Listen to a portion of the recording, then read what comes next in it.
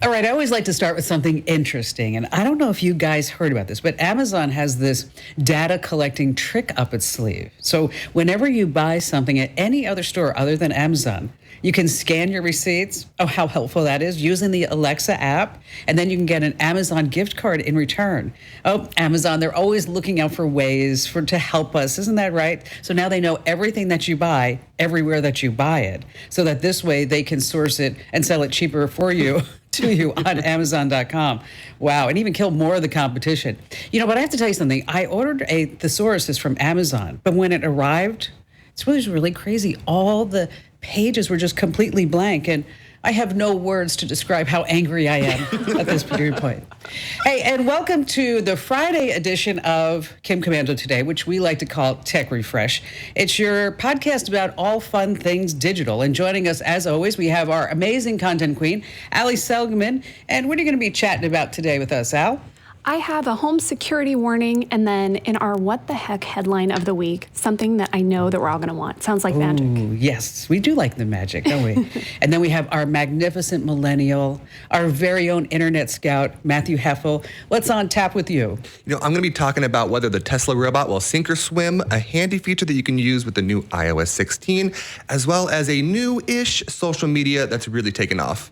Oh, I know what that one is. Yeah. Because you know what? When I was traveling around with Ian in Europe, he'd be like, okay, here, come on, get in, and we'll take a picture together. Hey, you got to be real sometimes. You do. Well, what's interesting is that he was kind of interested in this gal, and she's also on Be Real. And then he was showing me, look, she took this picture 16 times before she actually posted it. Jeez. You know what? I don't think that's a good one. Defeats the purpose. All right, so let's start with the news. Some important tech developments to keep you in the know. And the deal is done. That's right. Elon Musk owns Twitter. Shareholders made a bundle. He bought Twitter at $54.20 a share, which is $43 billion. Wow. More money than any of us will really ever have. So what will an Elon Musk Twitter actually look like? So they say that big changes are coming because Elon Musk really believes in free speech. And some of the Twitter liberal activist employees, they're saying, we're just quitting. Now we really are just leaving. We don't want to be any part of this. And look for some accounts to be reinstated, whether you love them or hate them. Donald Trump's account is probably going to come back. And conservatives are rejoicing. And then we have other organizations that say, we have to have censorship in order to survive. But I looked, and I couldn't find anything about censorship in the First Amendment. I'm just saying. Tweets are also going to be supposedly a lot longer, but as they were reporting about it, the lawsuit is still happening in the background. I don't know if you know this. And so Elon Musk's texts, they're actually going public. And so I read some of them that were posted over at Gizmodo. Like his ex-wife texted him saying, you should just buy it already. And he's like, I'm trying. There was an investment banker, Michael Grimes, texted him a YouTube link to the Leonard Skinner song Freebird. I thought that was cute. He was texting his brother back and forth about saying how they should do a new social media app based on blockchain, which was actually, he wasn't supposed to be talking about that because he was on the board of Twitter. And so that was a little oopsies. But my most favorite text exchange, and I'm going to read it because it's so funny, is between Elon Musk and Larry Ellison. Okay. I don't know how many billions of dollars Larry Ellison is worth. But he owns the island of Lanai. He owns a couple of football teams. I think he's selling a house somewhere in South Florida for $128 million. Wow. He's the founder of Oracle. So it goes like this. Elon Musk, now this is just a text exchange between two really big wealthy people. Elon Musk says to Larry Ellison, hey, any interest in participating in the Twitter deal? Larry Ellison says, of course. And he gives him a thumbs up emoji. Okay. Elon Musk says, roughly what dollar size? Not holding you to anything, Larry, but the deal is oversubscribed, and so I have to reduce or kick out some participants. Larry Ellison writes, $1 billion, ... or whatever you recommend. Okay. Just a casual billion. Yeah. Okay, Elon texts back to him, whatever works for you. I would recommend $2 billion or maybe more. And it really has high potential, and I'd rather have you than anyone else. Larry Ellison says, I agree, it has huge potential, and I think it'd be a lot of fun. And Elon Musk texts Larry Ellison back a smiley face. Oh my goodness. So, so Larry Ellison, $2 billion. It's like the guy has like spare change on the bottom of his laptop bag or something like that, right? It's going to be interesting to see. Man. Okay, Matt, you're up next. And Elon Musk, more news with that robot, right? Yeah, speaking of Elon Musk, he's not just with Twitter or Tesla or all these other places he is. So Tesla had their AI Day 2022 recently, and it was a big event where they were talking about all the different AI, but the main focus was the new AI-powered robot called the Optimus. And I know we've talked about this before, but this was named after Optimus Prime from the Transformers, which just proves that Elon Musk is just a 12-year-old boy. So it's all the same. Thumbs up emoji. Thumbs up exactly. emoji. Smiley face. Yes, $2 billion. Okay. During this event, they had an actual robot walk out on stage and wave to the audience. Now, this was a big difference from a year ago when they had someone that was just dressed up as a robot dancing on stage. So this robot, he hopes, will be for in-home use and for companies to do things around pickup boxes, move things, get rid of some of those tedious stuff. But he's trying to get it out, mainly is what he said, is for consumers to have in the home and to help go grocery shopping, pull bags out from the grocery shopping and pull them up, move things around the house, stuff like that. And it kind of caught me by surprise because he's always had these big lofty goals when it comes to his companies. With Tesla, he's like, we're going to stop fossil fuels by making more electric cars. With SpaceX, he's like, we're going to colonize Mars. Well, here was his quote for what these robots will be. He says, the robots will be to create, quote, a future of abundance, a future where there is no poverty, where people can have whatever you want in terms of products and services. Because we have robots? That's his goal for this robot company. It was lame. I watched it. I mean, those Boston Dynamics dogs, they've got it covered. I mean, they're doing flips and everything. Exactly. This thing comes out like Herman Munster, and then just like waves.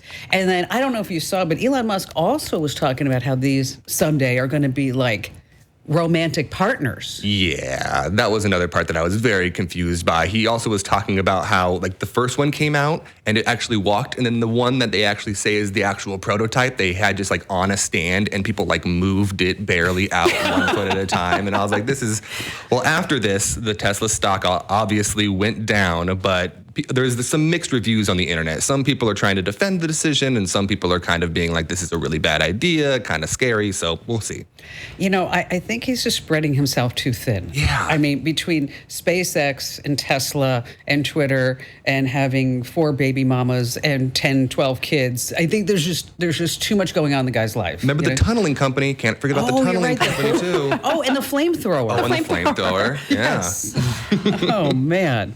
All right, Allie. So jammers and security cams. Oh, bad news, Allie. You are bad news, Allie. I know. I guess it's just my role. This time it is a warning if you have wireless security cameras, like a Ring doorbell. So this woman in Detroit went outside to her driveway and her car was gone. So she opened up her Ring app to see what the heck happened here because it films her driveway, and hours of footage was missing. Okay, so there's no way to know for sure in this case, but all signs point to a pretty likely explanation. Someone jammed her Wi-Fi signal, which then forces the camera to stop recording. Yes, this is very illegal, but how does it even work? Okay, before we get to the blocking of signals, let's just do a little wireless home security 101. So with a wireless setup, it's nice because you don't have to drill holes, worry about cords everywhere. You just stick sensors all around, right? On the wall, on the windows, the doors, all that. And then the sensors, if they detect something, they send a signal to the base station, which is plugged in. Now, to jam the system, in theory, it's pretty simple. So you need a jammer. They're cheap. They're starting at like $10 for some of these jammers. Wow. Yeah, they go up to a lot, but you can get them really cheap. And Just $10? Yeah. $10. Wow. Again, very illegal to buy these things. But once you have them and you know the frequency that the security system is on, you can overload whatever that frequency is with your own signal that's stronger. So back to this Detroit story. This woman had a Ring doorbell, and there were a couple of things that made this a little easier to jam than a full home security system. So everyone knows what a Ring camera looks like. So presumably someone saw this camera. It's also really easy to find the frequencies that home security systems use because they have to be public information. You can just Google it. You know Right. what? I didn't know that. Yeah, you can just Google and easily find these numbers. So a Ring, yeah, it's really easy to see what it is, right? Because it's outside the house. And then security companies, and then second, it's a lot easier to do this with a standalone device like a Ring than a full home security system. There's a lot that goes into that. You have all the different sensors, the base station, all that stuff. But in this case, it's just the one device that you can see from outside and get really close to. Security companies, obviously, they know that this is possible. You can do this with anything that uses a wireless connection. So they do have ways to try to stop some of this.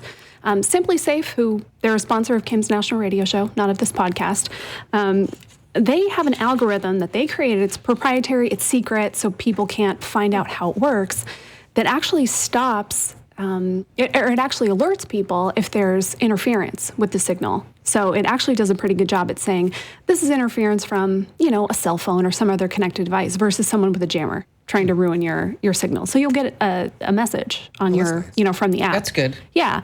Some of them, though, don't do quite as much. Ring, in this case, their response to it was as unhelpful as it gets. They basically said, like any Wi-Fi connected device, it can get jammed. If you're having a problem, contact Ring customer support. Thank you. Thank you very much, Ring. Thank you, Amazon Ring. That's good. Okay, so if you have a wireless security system or a Ring doorbell, what should you do? First, don't panic.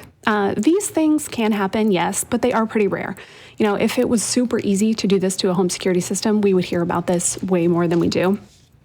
Second, though, if you do have one of these systems, it's actually good to be a little secretive about which one you have. Those big signs that say, protected by Ring, protected by whatever. And maybe not want to put one of those out there. Yeah, because you're basically advertising, this is the one I have, and now you can find out what frequency it's on. So it's better to have a more generic sign. It is good to have the signs. They are a deterrent because a criminal will see it and say, nope, not going there. But the generic ones are a little better for that. And we can all rest assured because the vast majority of home security or of home break-ins are, forcible entry. They kick in the door, they break a window, something like that, and they're really going to go after homes that don't have home security systems. That's all really interesting stuff. That's great. You should write that up, put that on the website too, Al. We sure will. I was out walking in Santa Barbara. This is probably about 6 weeks ago now. And I was walking with my friend Mary, and then we ran into some other neighbors. And Mary's like, this is Kim. She lives down the street. And the woman looks at me, she goes, oh, so you live at that house at the end of the street? I said, yeah. She goes, I've been meaning to talk to you. Uh-oh. And I looked at her, I'm like, what? She goes, I don't like your signs. I don't like the signs on the side yard. And I said, what signs? She's like, the ones that says security, armed response. She's like, this is not an armed response neighborhood. Okay. Oh. And I said, well, Trauma. I'm not really like the sign person in the family. I said, Barry's the sign person, and and he's not going to take his signs down because his sign, they work. Yeah. And I said, Sure. the best example is that we were down in the barrio on 24th Street in Phoenix, and we were getting broken into all the time. And it wasn't like major stuff. It was like the cleaning closet that was outside, or maybe it was like a storage closet. But these doors opened to the parking lot, and so he went out and he bought all these signs, and he's putting them all up. I mean, signs everywhere. As I was making a joke, I said I should wear a sign that says "host," and he put one sign up, and then this whole area never got broken into again. And so the firemen come over for their inspection, and they said, what's in the closet? What's in that room? And I'm like, oh, it's nothing. It's just like, papers and old audio equipment. And he put the sign up that said radioactive waste inside. That's genius. Yeah. It never got broken into ever again. Amazing. Smart. All right, coming up, we're going to tell you how you can store your old school music online, how you can work offline, how you can set up medication reminders, and we have a joke at the end. It's not my best joke. I'm just telling you right now. I'm going to set the bar low. I was in a hurry, but I think you'll laugh nonetheless, so stay right where you are. Hey, it's your Friday episode of Kim Komando today that we like to call Tech Refresh. And if you are not already getting our free guides, I actually got an email from a guy the other day who said, I went to Komando.com and I searched for free guide and nothing popped up. Okay, well, you have to go to komando.com/free guide, /free guide. And then you get your Windows or Mac guide. Although I think Jeremy said he was going to do some SEO so that if you search for free guide, you'd get there nonetheless. So make sure that you get your free guide. And this is part of the podcast where we like to share some insider secrets and tips to make you sound so smart at these dinner parties and when you go out with family members and friends. And I'm going to go first. I'm going to talk about vinyl records. Do you remember what vinyl records are? Matt, you're too young. Do you remember vinyl? What was that? I don't know what that is. It was like a big Frisbee or something like that. That's what it was. Or CDs or cassettes. Oh, cassettes. Oh, yes, cassettes. It's time you can put them all in the cloud so that this way you can listen to your tunes in the car, when you're at home, on your smart speaker, when you're on vacation, you're exercising and stuff like that. Now, I found a secret way to store 100,000 songs for free.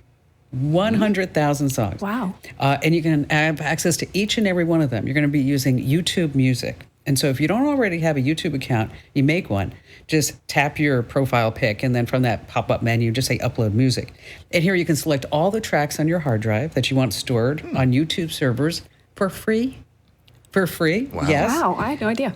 Now, there's an important gotcha, though. Uploading music only works when you're using YouTube Music on your desktop or laptop. You can't use it from your phone or tablet for some reason. But after your music is uploaded, you can make playlists. You can go fancy with your own music. Then you can download the music app on your device, and then you can do it that way. But all the uploading has to be done on your desktop or laptop. Okay. But it's kind of a cool little way. So if you have some vinyl, which is big, Yeah. that you can take it with you wherever you want to go. You know, I was getting interviewed by by the woman at AARP when I was on the cover. Mm-hmm. And she said, she asked me, she goes, what piece of tech do you not understand why people buy? And I said, one of those old school record players that you carry around. She said, I just don't get it. That, you're going to carry this LP like they did in like the 1960s or something. Yeah. And then you have to carry all your albums. And she went, I have one. I'm like, oh, okay. We'll forget that one. We'll forget that. All right, Matt. So tell us about iOS 16. Yeah, this is a really cool feature that I just kind of learned about. It's really cool. So just to start out, 48.6% of Americans take at least one prescription drug a day. That's a huge majority of the Americans, right? Mm-hmm. And according to the National Institute of Health, only 30 to 50% of the patients actually keep up with their medications. So that means a lot of people are forgetting to take them, or they just kind of space and don't take it for a while and like, oh, I got to take it again. Right. Well, there have long been apps that you could download that will help you remember these, that are medicine reminder apps. Well, iOS now, their own builds one in the health app. It's really nice. And here's how you can use it. So once you go into the health app, at the very, very bottom, you're going to click the word browse, and then you're going to scroll down a little tiny bit and it'll say medications. Once you're in there, you can click add a medication and then just take a picture of your medication bottle, and then it will give you all the info on that. And then you can decide once a day, every time I need it, or whatever the choice is. And then it will remind you daily, once a day, either to your Apple Watch or to your phone itself, to take that medication. It will also tell you if any of the medications that you have on the list are going to counteract with each other. That's and nice. You can show this to your doctor. You can send the whole thing to your doctor or to a loved one so that they can keep up with it as well. Now, I wonder if they show medication recalls. They do. It also shows medication recalls. That's in there too. handy. All That's right. cool. Okay, that's awesome. Yeah. It's a really helpful feature for anybody that struggles to remember to take their medication. Or if you have like somebody in your family who That's does. what I was thinking too. Absolutely. Yeah, someone older. That is a really common, that's a question we get, right? Yes. Especially when you're taking care of someone and you're not with them. How do you help them remember all those things? So that's a good one. Help them set that up on their phone. Yeah, and there's a couple more other features you can use inside of it, but there's a lot of details. So we're going to write it up and get it over on Komando.com for you. Well, good job, Matt. All right, so Allie, you use this tip yourself, you said. I sure did. Okay, it's the worst when you think, I'm going to get a bunch of stuff done, and then you're leaving the house. Maybe you have a flight or you have to go to an appointment somewhere you're going to wait a while, and you think, all right, I'm going to be really productive while I'm there. Bring in my laptop. And then there's no Wi-Fi, or the Wi-Fi is really bad and you can't get anything done. So my big recommendation is set up your inbox. If you use Gmail, like most of us do, right? Set up your inbox for offline use. It's actually really handy. It basically means that everything in your inbox you can access even if you don't have the internet. Everything that's already in there, you're not going to get new emails because you don't have a connection. And you can open them, you can reply to them, and then as soon as you have a connection again, all those responses will get sent out. So I use this myself because I had to go to an appointment, a place where I had to wait a while. I knew the internet was bad or I wouldn't be able to connect to it, and got a bunch of stuff done. So you have to remember to turn this on ahead of time. If you wait, it's not going to do anything good. Right? Yes. So you have to, you're basically going to go into your Gmail settings, and then there's a tab that says offline, and then you just have to turn it on and, check the box to enable offline mail. My tip, instead of, now you can just schedule, or you can just make all your replies, and then as soon as you have connection again, all of them will go out. Or you can schedule those replies. So we've talked about this one before. I use it all the time. Next to the button that says send, where you're going to send an email, there's a little arrow. You can click that and you can set it for whatever time you want. So especially good to consider. Maybe you're on a plane for a long time and you're responding to like 5 emails to the same person. Well, if you don't want to get, everything, yes. Yeah, you can schedule those to go out.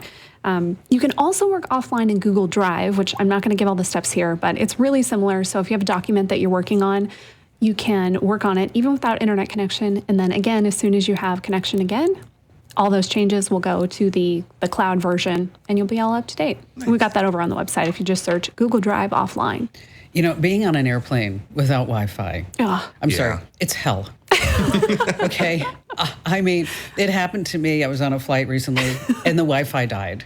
And I went up to the pilots and I'm like, where's the Wi-Fi?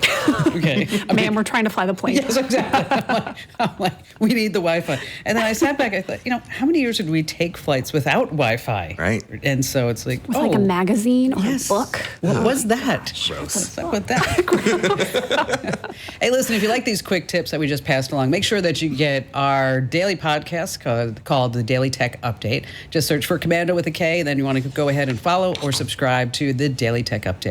All right, coming up, we have the invisibility cloak. Ooh, what's that? Also, what the internet is talking about. We have a pretty mediocre joke at the end. You don't want to miss that. So stay right where you are. Hey, it's your Friday episode of Kim Komando today that we like to call Tech Refresh, and we're so glad that you're here. And make sure that you get our newsletters, our free newsletters. Head over to komando.com/subscribe. We've got all kinds of newsletters just tailored right to you. So whether it's Windows, Mac, Android, small business, breaking news, security alerts, whatever it is, make sure that you get all the tech know-how that you can, and so that this way we can keep you up to date, because you don't really know what kind of tech sources that you can really trust, but you can always trust us. So make sure that you go to komando.com/subscribe. Okay, so Allie, you have the WTH of the week. What the heck are they talking about in this headline? Oh, it's so cool. Okay, the headline is Real Life Invisibility Coat could be available within years. Ooh. So if you're a Harry Potter fan like me, you immediately thought, invisibility cloak? It's finally here. It's happening. Yes. Yeah, these are really cool. So there's a company called Volback. They are basically like a science and technology kind of clothing brand. They make crazy stuff. And they have been working with the University of Manchester to develop a prototype of this thermal jacket that basically could, pave the way for this whole new type of camouflage. It's technology using something called graphene, which is, it's flexible, transparent, highly conductive material. And it's got 42 different, basically computer programmable patches on it that they can change the light on. Now, right now, this is really about hiding you on camera systems, right? So if we take a picture, we're going to show up as, yellow blobs on infrared cameras. And so this is basically canceling out that to show, oh, look, an alive thing. And it would make you all blue. So it would make you blend in and make you, not be able to show. That's pretty cool. So right now they're testing it on jackets. They are saying with enough power, though, and enough patches, you could blend a person completely into the forest. So you wouldn't be able to see them. You could blend a plane into a runway and not be able to see it. Wow. Yeah, which is all kind of crazy to think about. You can go down the mental rabbit hole of like, oh no, what are we doing? Exactly. Let's not go there. Nope. But wouldn't a jacket that made you invisible be cool? That would be something. I wonder how much it would cost. Oh my gosh. I can't imagine this isn't going to be like governments paying for it like military tech. Yes, like military type stuff. And so insane. And then someday it'll get to us. Eventually. I mean, I see people wearing camouflage pants all the time, and I can't see their legs. So. Yes. What's up with that? Yeah, I don't know. All right. So, Matt, the app Be Real. Yeah, I know you've talked about this in the past, but it's kind of come back into the culture recently. And if you don't know about Be Real, it's a new social media. It's not super new. It came out in 2019, but it's never really become a big thing. It's never really become Facebook or Twitter or Instagram. It's not that big. Well, basically, if you don't know about it, here's what it is. Once a day, you'll get a notification from Be Real that'll say, hey, it's time to be real. Take your photo now. You have 2 minutes, right? So you have 2 minutes to take a photo. It's going to take a photo with both the back and the front camera of whatever you're doing at that moment. So they're calling it the anti-Instagram. And basically what they're saying is that you're not able to cultivate maybe super produced pictures. You're not able to go and get the perfect sunset pictures. Just wherever you are at that time, you take a picture and then all your friends can see it. Now, so it's the front and the back at the same exact time? At the same exact time. Okay, so if in front of me is like a toilet, if I look great and then there's a toilet in front of me, I'm not going to want to take that picture. Yeah, and that's one of the things. I was reading people that had just started downloading or using the app, and they're like, all my friends are using the toilet. I don't know what's going on. Now, the reason it kind of came back into the culture is recently SNL did a whole skit about it. So basically what the skit was two guys go into a bank and they're robbing the bank, right? And as they're robbing the bank, one of the guys that they're taking hostage grabs his phone and he's like, I swear I'm not calling the cops. It's just time to be real. And then he goes on to explain what Be Real is to the robbers, and they get infatuated with the app. And they're like, at the very end, one of the robbers is like, well, of course, I'm going to be real. And he takes a picture of him robbing the bank, and then he gets arrested. I wonder if that was an ad. Maybe. That's a good question. Maybe. Yeah. One of the controversies is that a whole bunch of TikTokers had already done this exact skit. So they're all complaining that SNL stole it from TikTok, right? But nevertheless, now the app is getting a lot more attention and people are starting to download it. I downloaded it and immediately I saw that none of my friends are using it. So I was like, well, maybe not. See, now, that's interesting because all of Ian's friends are on it. Yeah, it's a lot of Gen Zs, a lot of younger millennials. I don't think that it's kind of gone up that chain yet to older millennials like myself. Well, because I was talking to Ian about it, I guess maybe a couple of days ago. He was in Santa Barbara and he went to lunch. And he is all excited, and he goes, you have to see what me and the guys are seeing right now. We just did all of our Be Reals just about this. Okay, where he went to lunch was valet parked. Just imagine this: was valet parked. He went to lunch at a hotel in Santa Barbara. Was valet parked a McLaren F1? Ooh. Okay. A McLaren F1, a McLaren is like $400,000. Yeah. Okay, a McLaren F1 is $22 million. What? Whoa. Yes. So Ian's like, the valet guy was like, the guy was shaking when he was parking the car. Could you imagine? No, thank you. I don't want to drive that. So Ian and the guys say to the valet guy, so who owns it? He was like, I don't know who he is, but he's like 30 something. Okay. What? So Ian told me a story. So these guys are going all throughout the restaurant trying to find the guy who owns it. Who's a 30-odd-year-old guy who owns a $22 million car? Jeez. And so they decide they're just going to wait till he comes out because they can't find him. Just stand outside. So they were just sitting around, admiring the car. And the guy comes out and he says, guys, you like my car?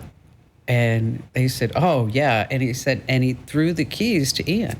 No way. And he said, here, hop in. Take some pictures of you guys. And then a professional photographer was walking by because he was doing a wedding. Okay. So he has all these beautiful pictures of him and his friends in the car. And then I said to him, did you find out who owned the car? I mean, who's this guy that is driving a $22 million car and he's in his 30s? Yeah. Sam Altman.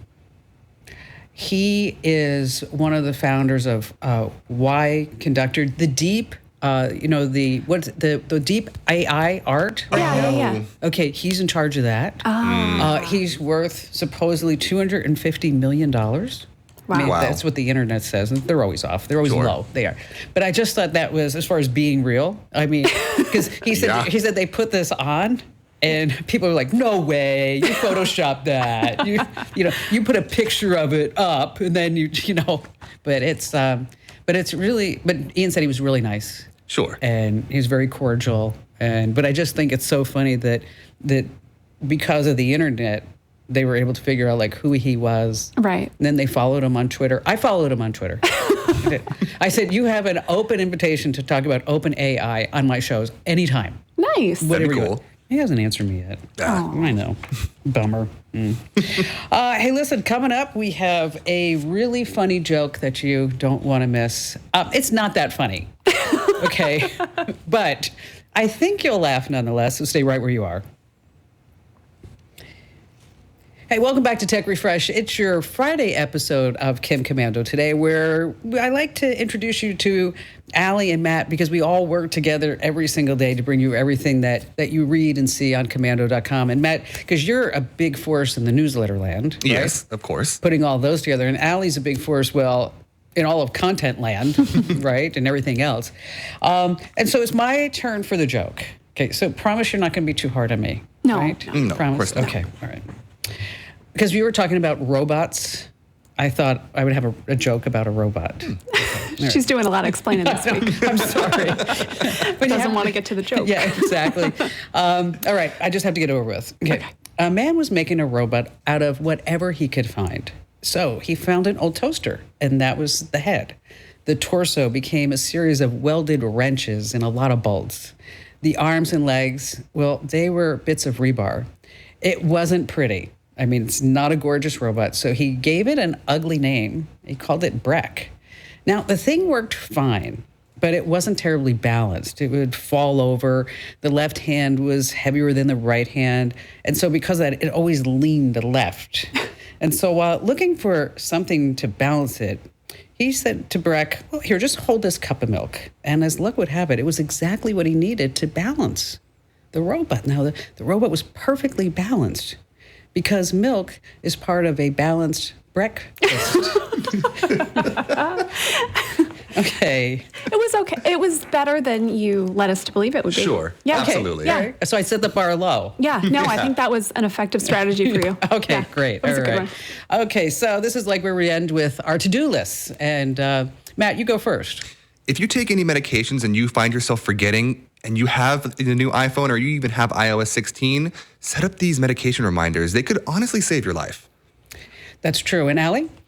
I'm going to say Gmail offline mode. It's worth checking that box. You have to do it once in the settings. And then anytime you're out and about without any Wi-Fi and you've got your computer with you, want to get some stuff done, you can answer emails, read your emails, clean out your emails, which we all need to do. Exactly. So, you know what? yeah. Always clean out your emails. Oh my gosh. It's like, I just do it at the end of every year. I just do Control-A. Delete it all. Just like, I got a clean inbox. Look at that. If they need me, they'll email again. Exactly. Yep. My to-do list is to start thinking about all your records that you have laying around and some ways that you can actually be listening to them and just like, instead of just dusting them off on the shelf. And just a quick reminder too, be sure that you follow us on social. Twitter.com/Kim Komando. I'm at Kim Komando everywhere. Instagram, Facebook, Pinterest, LinkedIn, you name it. And also, we love to hear your comments. And if you have a better joke than mine, we are welcome to hear that. We will give you full credit over at podcasts@komando.com. So just send us an email to podcasts@komando.com. And thanks for listening. Thanks for being here. Thanks for giving us great ratings and follow and subscribe and all those good words. We all appreciate your support from all of us here at the Kim Komando Show and Tech Refresh.